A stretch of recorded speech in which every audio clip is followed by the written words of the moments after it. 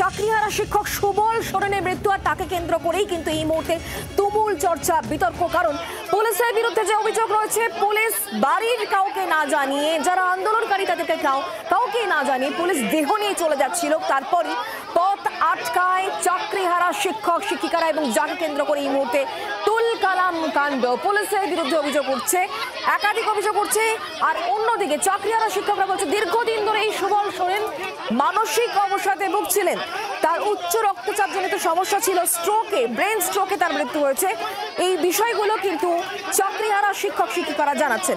আমরা এই মুহূর্তে ছবিটা নিয়ে আরো জানবো, কথা বলবো। রক্তিমা দাস এই মুহূর্তে আমাদের সঙ্গে রয়েছেন, প্রতিনিধি সরাসরি। রক্তিমা, এই মুহূর্তে কি চলছে?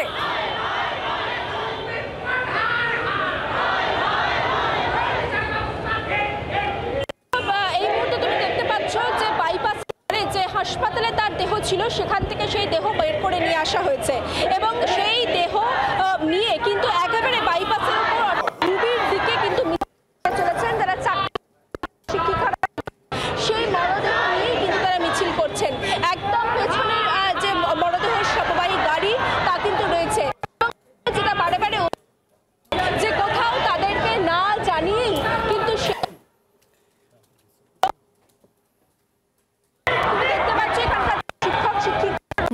তাদের সঙ্গে কথা বলবো। এই মুহূর্তে যারা রয়েছেন এখানে কিন্তু প্রত্যেকের মিছিল করে যাচ্ছেন এবং আবারও তুমি গাড়ি নিয়ে কিন্তু বারে বারে সমস্যা পুলিশের বিরুদ্ধে যে কোথাও চুরি করা হচ্ছিল এবং সেই জায়গা থেকেই এই মুহূর্তে আমরা দেখতে পাচ্ছি যে যখনই গাড়ি এগোচ্ছে ডুবির দিকে, তখনই কিন্তু বারে বারে সমস্যা তৈরি হচ্ছে এবং তারা এক রূপ বলছেন অন্য রূপে নিয়ে দেওয়া হচ্ছে। এই ধরনের সমস্যাগুলো কিন্তু হয়ে গেছে। আপনারা এই মুহূর্তে আপনাদের আপনারা এই মুহূর্তে আপনাদের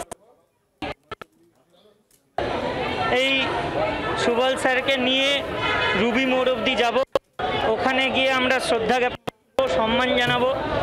আজকে এই যোগ্য হয়েও অন্যের দোষ, আজকে রাজ্য চূড়ান্তম দুর্নীতি এবং দোষের দেখুন যে আমাদের দেওয়া হয়েছিল, যে নাম্বার বা যে নাম্বার, এই অন্য নাম্বারের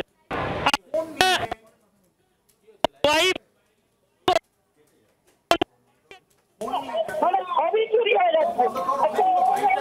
চুরি করে নিয়ে যাচ্ছে, একজন যোগ্য শিক্ষককে চুরি করে নিয়ে চলে যাচ্ছে। আমরা জানতে পারছিলাম না। যে ছবি এই মুহূর্তে আপনারা দেখতে পাচ্ছেন, একদিকে তুল কালাম কাণ্ড, পুলিশের বিরুদ্ধে অভিযোগ উঠছে, পুলিশ কাউকে না জানিয়ে দেহ নিয়ে যাচ্ছিল, চোর পুলিশের খেলা চলছে। এই মুহূর্তে এমনই অভিযোগে সরব হচ্ছেন চাকরিহারা শিক্ষকেরা। এই মুহূর্তে ছবি দেখতে পাচ্ছেন, একদিকে চাকরিহারা শিক্ষকের মৃত্যু, সুবল সোরেন তার নাম, দীর্ঘদিন ধরে তিনি মানসিক অবসাদে ভুগছিলেন। আর অন্যদিকে পুলিশের বিরুদ্ধে যে গুরুতর অভিযোগ, পুলিশ কাউকে না জানিয়েই শিক্ষকের দেহ নিয়ে চলে যাচ্ছিল, দেহ লোপাট করার চেষ্টা করা হচ্ছে, এমনই অভিযোগ করছেন চাকরিহারা শিক্ষক শিক্ষিকারা। তাদের আরো বক্তব্য শোনাবো।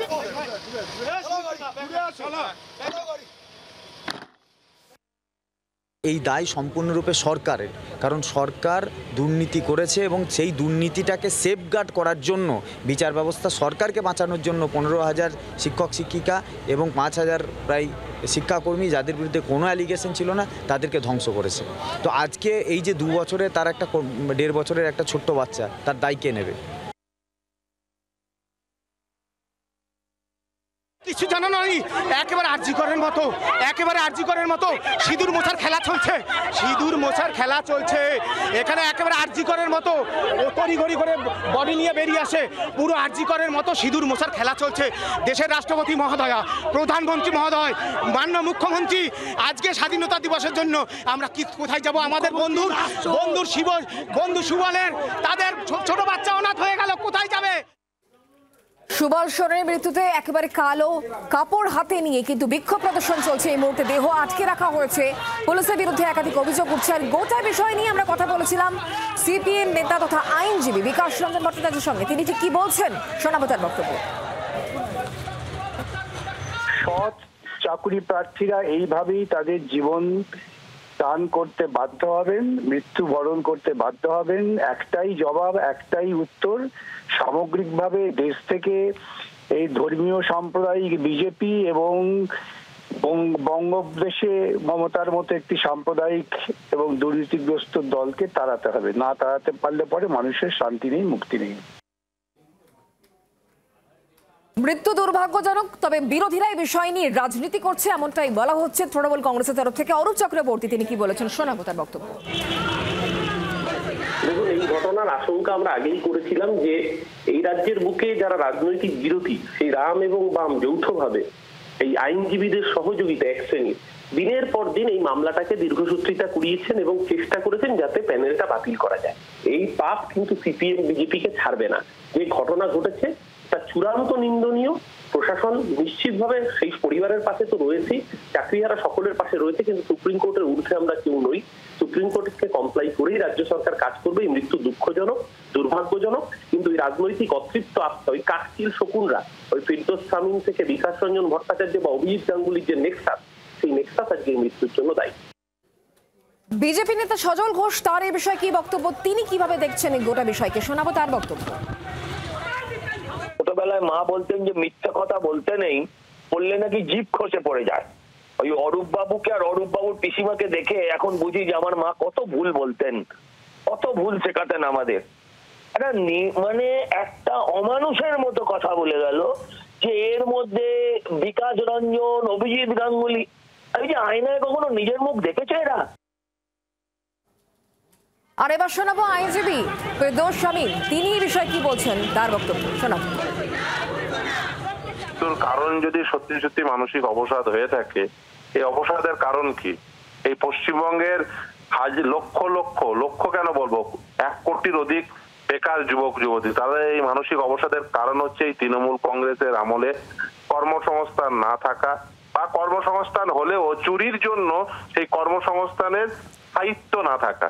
কারণ এই তারা যদি চুরি না করতো, প্রতি বছর যদি কর্মসংস্থান তৈরি করতে পারতো, প্রতি বছর যদি এসএসসি হতো, টেট হতো, তাহলে এই ছেলে মেয়েদের এই মানসিক অবসাদে ভুগতে হতো না।